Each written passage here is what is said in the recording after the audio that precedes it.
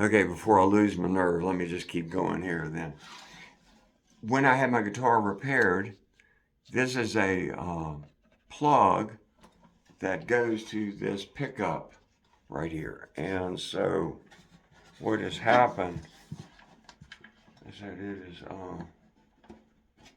come loose a little bit on the inside where the strap is. So I have to turn it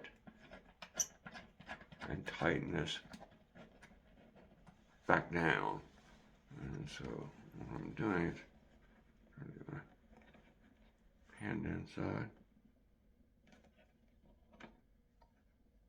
carefully. Break my guitar. That would be a video to remember. So I think I've got that at least tighter. It's where the strap rod's on it and it causes it to come loose, or it unscrewed itself there a little bit. So that seems like that's back where that should be. And now I will take these all loose here. Backing these strings out. And this is always a little bit aggravating to do. And if you have a pair of needle nose pliers, that is absolutely the way to go. I am not at all a professional at this, but I've done it many, many times. So, Lindsey Coleman at Maxwell's, great club out on the far end of Blacksburg. They hired jazz music and lots of music. They hired music practically 6 nights a week. So he did just an outstanding job of bringing music to Blacksburg, and it was a great place to play. He had heard that we had played the Farmhouse. He called and asked us to come out and play at Maxwell's. And so that began our career of playing at clubs in Blacksburg. We played the Cellar when it was a cellar. We played the Top of the Stairs when it was at the top of the stairs. Every Gillies was an ice cream shop, and it was a great place. There was so many good musicians that came out of that period of time. The Kind is probably the premier Blacksburg band that came out of that era of music. There was a lot of clubs that had. So, what you'll sort of need to do to think about is that a song is really quick. Like you would think a song is a big, long thing. But if you really sit down with a stopwatch and your clock or something and time it out, a song goes by really quick. So if you are even doing 3 sets, I don't know anymore how much time is expected of people to. I'm sorry, that was my clock going off on the floor. I don't know how long they expect you to play at a length of time, but it gets to be a long time, and so being prepared for that, having enough material to go the distance on that, it's tough. It's something to work out. It's a job to get enough material that sort of is enough that you think people are going to stay and listen to it and enjoy the set, and you work out your set list. So a couple recommendations: get a pad and pencil and a clock and time yourself. Time your stuff. Time it out. See how long that song goes. Write it out. Write down the time. It's real laborious in the beginning. But when you're trying to work up a set list, you have to know if somebody says, well, we hire you for 30 minutes, then you're wanting to do your best stuff in that 30 minutes. And so you're really wanting to maximize that time. And you have to know how much time, if you have a an encore or something, somebody wants you to stay longer and play, then make sure that you have a few songs that are really good that you can back up with, and go with that.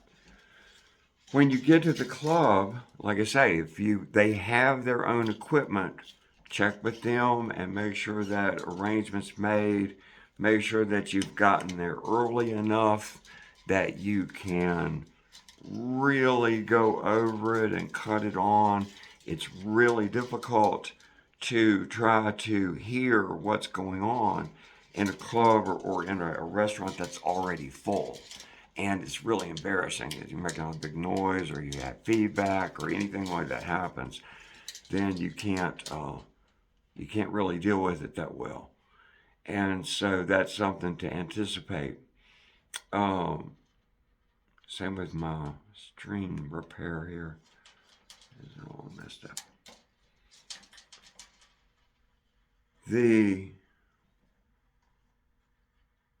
When you start to play, there are going to be people in that initial run of it, even your friends, are going to listen and pay real close attention and clapping and nodding and everything. And then, after a period of time, they're going to sort of wander away in their mind and in their deal. You're going to have people sort of wandering around. You're going to have that distraction of blenders and people talking. And it used to be people smoking and all kinds of things going on in a bar or a restaurant. People cleaning up plates, cleaning dishes, waitresses getting checks, people working out their bills. All that's going on while you're playing, while you're performing. Even if you're in a band, you're playing. People are drinking, they're dancing, they're having a good time, but there's a lot of moving pieces to the entire thing. So you sort of have to anticipate that. The beauty of it is the close interaction of the people that are there, that have come out or happen to be there, and the way that goes down. That is a beautiful part of it, and of course, definitely look for that. But it's also a bit of a captive audience. If you arrive and the people are already there, then you're sort of interjecting yourself into their party. They've gone out on a special night or they've gone out on a special event, and suddenly the music shows up and you're going to sit down in front of them and play your guitar. You're going to sing out loud, and you're going to have to suddenly be in the middle of their environment. And so that's like I say, that's a bit to sort of anticipate and bear in mind what's going to happen. So here's what we're going to do, changing strings wise. The best strings have no corporate sponsorship from anybody. This is just as a broke musician what has worked. D'Addario, medium gauge, phosphor bronze. I don't know why, but this has been the set of strings that have got me the furthest. I have tried the light gauge strings just because my fingers hurt. They really don't carry enough sound. They're awfully prone to break. They don't do well when it's really cold weather. So you have to, there's also tuning issues with them. Heavy gauge strings, never really even put them on the guitar. I don't want the stress on the neck. I don't want the stress on my fingers. So this is a set of phosphor bronze, D'Addario, medium gauge. If you own a string company out there and you want me to try something else, but most of the time I've had to go for so long as possible to get through that I don't change my strings very often. So for those of you that have never seen this is the way that strings come. They come and they have, hold it up here, the letters of the strings and then the colors that go with them and the numbers that correspond with that.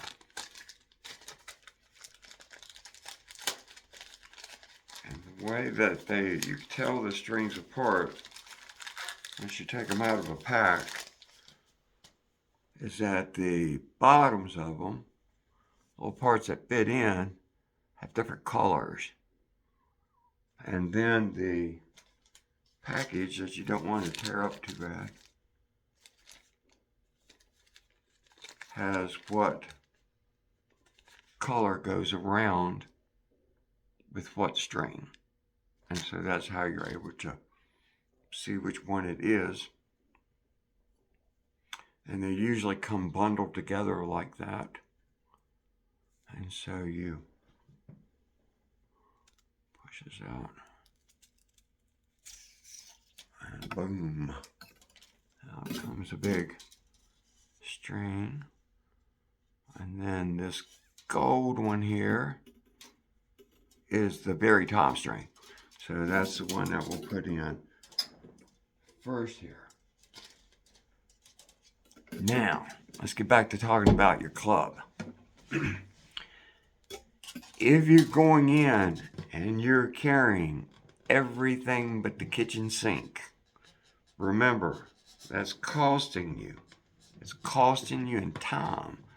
Time is money, especially in this deal. So, bear that in mind with the amount of equipment that you have. Try to keep it simple. Try to keep your in and out straightforward as possible. The power goes out. You have to play. Be ready to play. Be ready to jam along. Don't let that throw you just because you don't have this or that. Don't build your deal around that. Let's see. These two real shiny ones are the very bottom two. There's the side. This is the next two.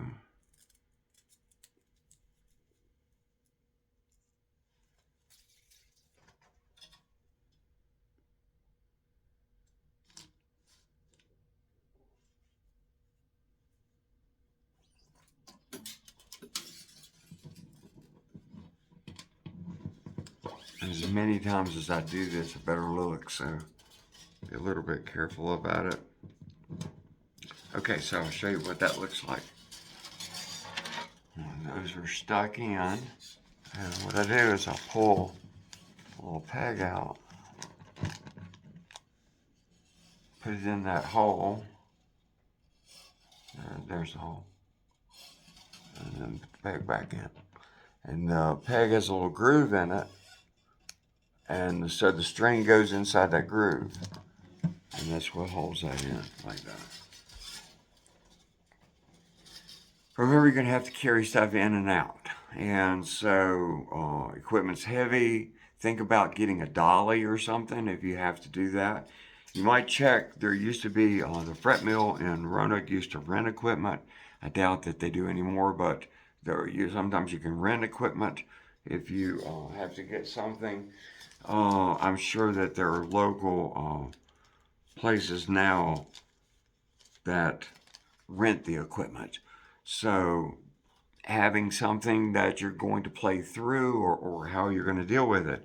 A lot of times with a restaurant, it's sort of loud, and so you need some kind of amplification in order to be heard. And so that's part of what you have to consider if you want to go play out. How are you going to be heard? Same exact opposite, reverse it. My time's almost up. Part 3 is coming up. So let me finish getting the strings put on, and I'll tell you the rest of what you need to know to get all set up to play a club somewhere, and some variations of it. So come right back. I'll see you in a minute.